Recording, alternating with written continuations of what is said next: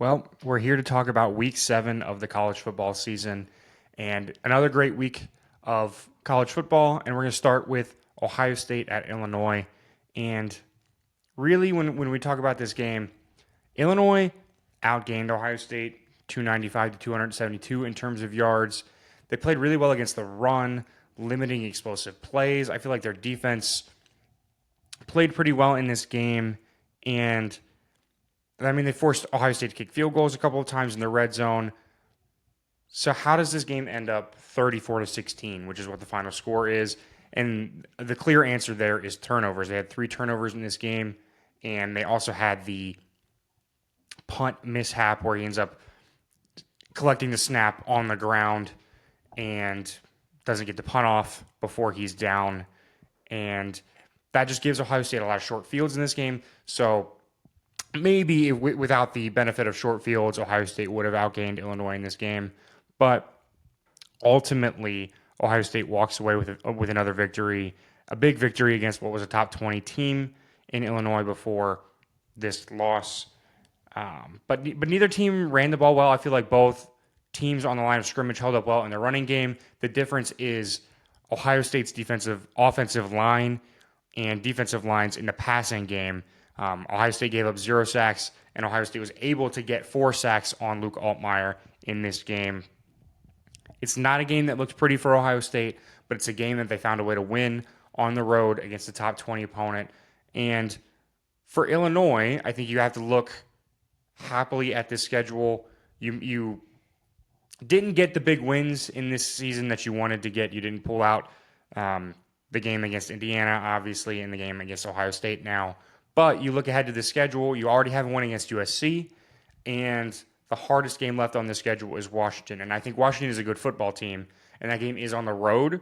But I think another 9, 10-win team, 10-win season is on the table for Illinois here. If they can play the way they've played the last few weeks and not the way they played against Indiana, I think this is an Illinois team that can be really solid, have a great season again, and at 10-2 could possibly sneak into the playoffs. So, good on Illinois. I think they've bounced back from that Indiana game, and Ohio State looks like they're the team we've thought they've been this whole season so far, and they continue that in this game. Let's move on to the other noon game that happened this weekend, and that's Alabama at Missouri.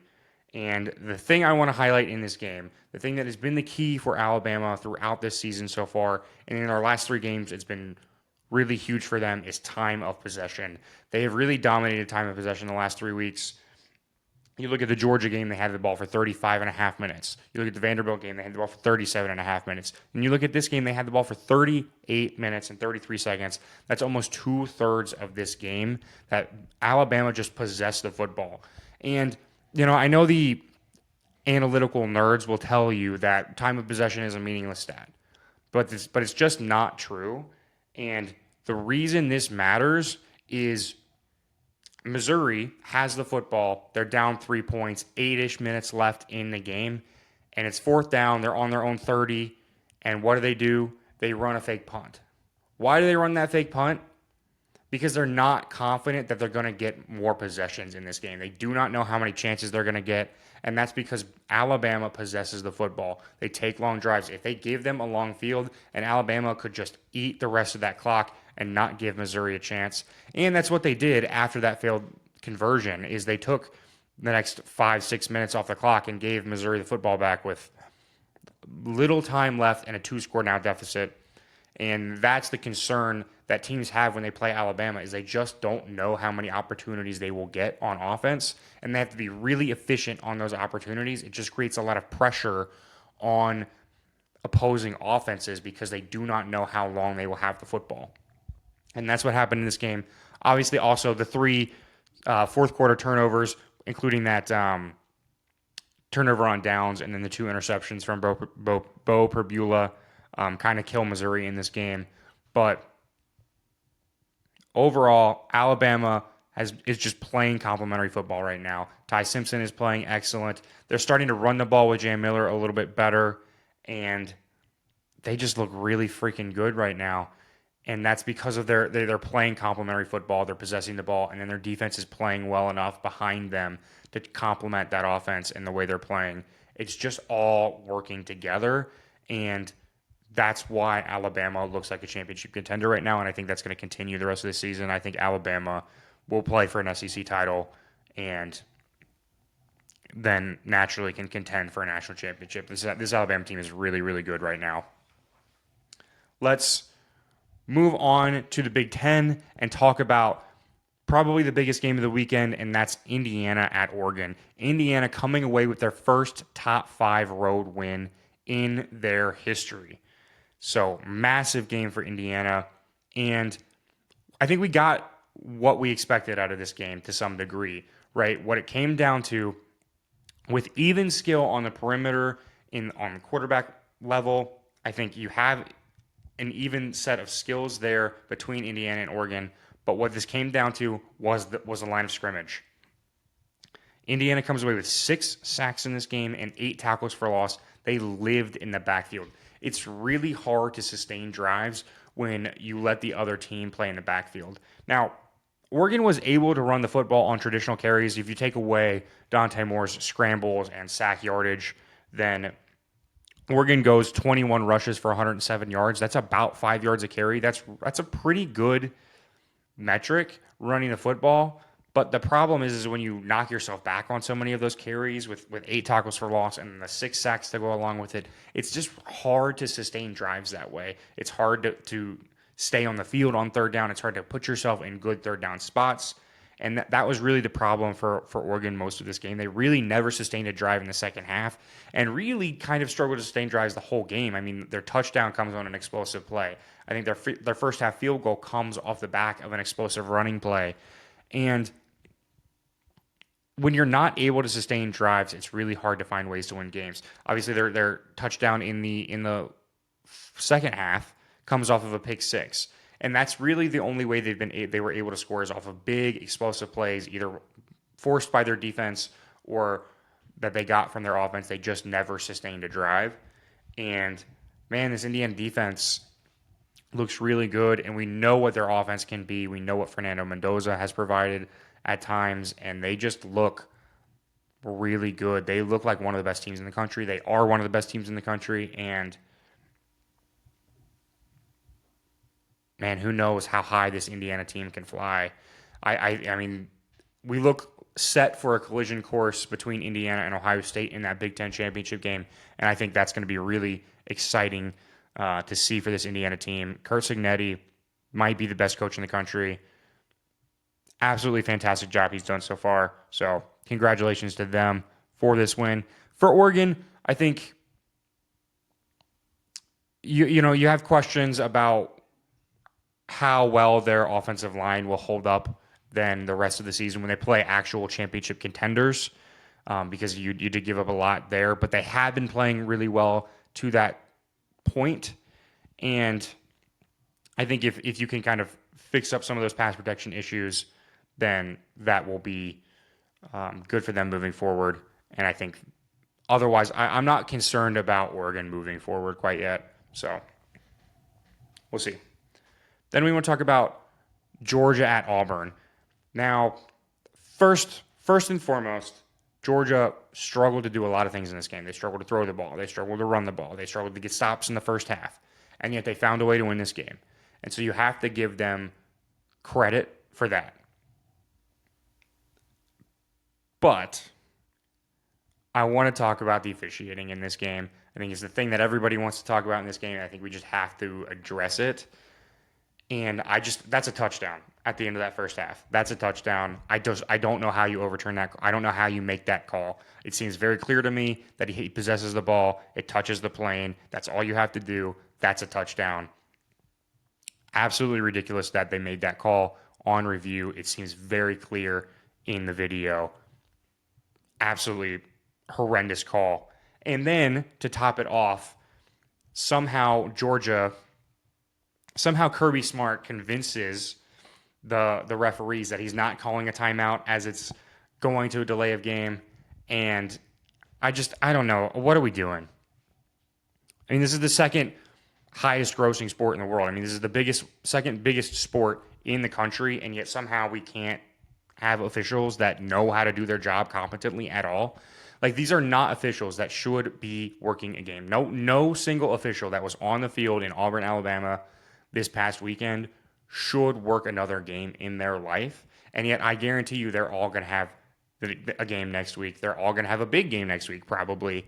It's just terrible. We can't have this kind of officiating in this sport and expect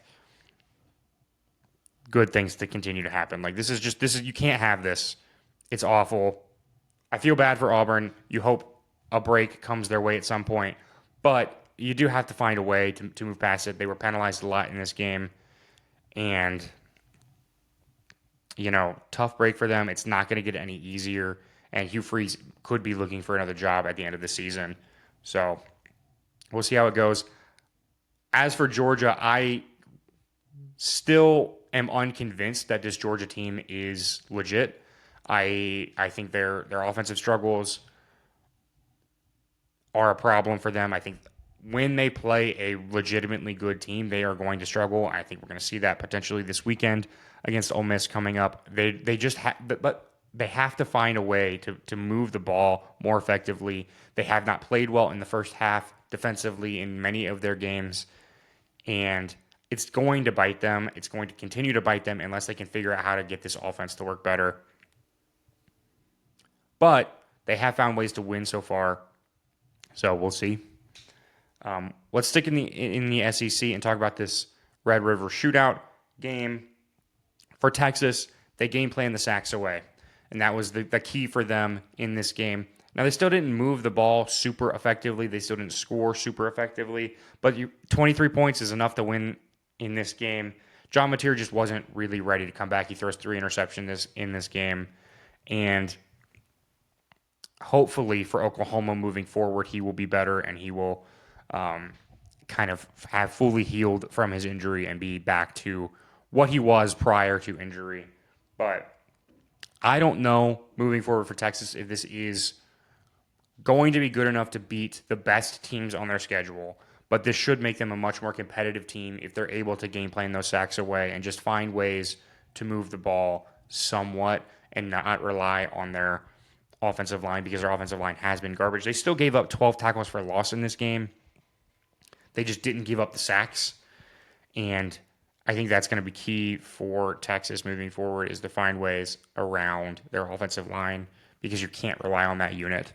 We'll see how well they're able to do that moving forward.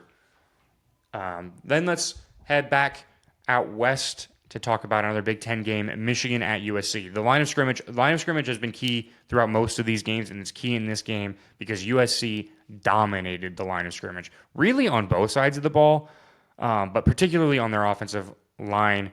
You get King, Miller, who just went off in this game as a walk-on when their starter went down. A 224 to 109 rushing edge for USC. Now, yeah, I mean, that's crazy. If you'd have told me that to start, I wouldn't have believed you if you told me that before this game kicked off. Not only that, like, Michigan would not effectively run the ball and would not really truly commit to running the ball. I think that's the strangest thing I've seen out of Michigan this year, is they just don't seem committed to their identity, the identity that they've had for years and years and years under Harbaugh, last year under Sharon Moore. They've just not wanted to consistently run the football, and I think that you saw that in the Oklahoma game, is they really wanted to get Bryce Underwood going rather than get this run game going and then allow Bryce Underwood to feast on, loaded boxes where suddenly you have more room in the passing game. That's not really what Michigan has done, and it really has confused me. Last year in this game, they ran the ball 46 times. They only ran 31 times in this game, and 3 of those 31 times are sacks.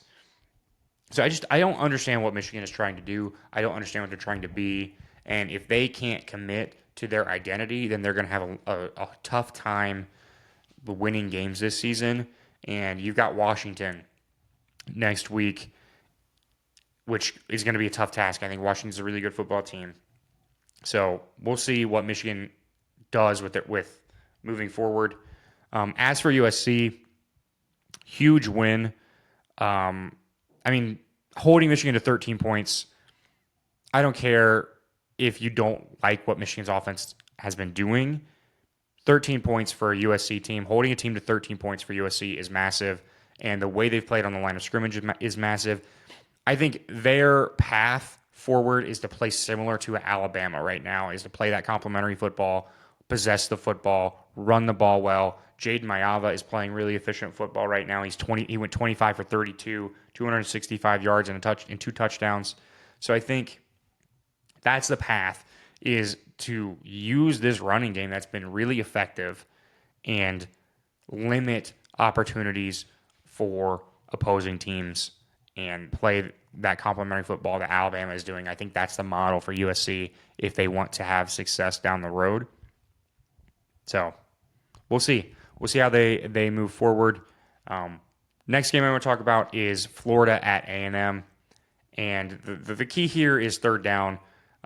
For 3 straight weeks now, Texas A&M has dominated third down, particularly on the defensive side of the football. I think 3-ish, maybe, times people have converted on third down against them in the last 3 games. Florida goes 1 for 10 in this game. On the flip side of the football, A&M went 9 of 17 on third down, and that's how you win games. If Texas A&M can continue to dominate third down, then they are going to continue to get wins, and they're going to continue to look like the best team in the SEC, which is what they've been so far. And I think this Texas A&M team can really do good things now that their defense has kind of come along to join their offense and what it's been doing. And lastly, I want to talk about Penn State. They lose to Northwestern this week, and following that game, James Franklin is let go. And it's unfortunate. Obviously, you never want to see somebody get fired, but they have struggled. This is supposed to be their best team under James Franklin, and here they are, 3-3. The bottom has kind of fallen out. Obviously, Drew Aller just got injured towards the end of that game, and you can't have it. But I think you do wonder if this was the right move, if this was the right time. I think personally, Andy Kotelnicki has been one of the bigger problems for them this season. I just don't think the way his offense runs fits the personnel that Penn State has, and I think that was a problem for them last year, and I think it's been a problem for them this year. And I think firing an offensive coordinator and trying to find something that fits your style better might have been the better move. But, the buck stops somewhere, and that's James Franklin. James Franklin is the one who went out to go get Andy Kotelnicki, and it's tough. It's tough to see. He does end tied for second place in all-time wins at Penn State with 104 wins. And should he want to get back into coaching immediately, he will be a hot commodity when he is ready. Good coach, just never got over the hump, and it's tough to see. But as far as Penn State goes, it's a risky move, firing a coach that's been as successful as James Franklin, and it's easy to point to Georgia firing Mark Richt and then ending up with Kirby Smart as a success story. But I think there's just as those success stories have been, you can point to Nebraska firing coaches and then the bottom falling out of that program, and it's been really tough to try to dig themselves out, and they just now maybe are starting to do that under Matt Rule. So we'll see where that coaching search goes for them, but tough to see.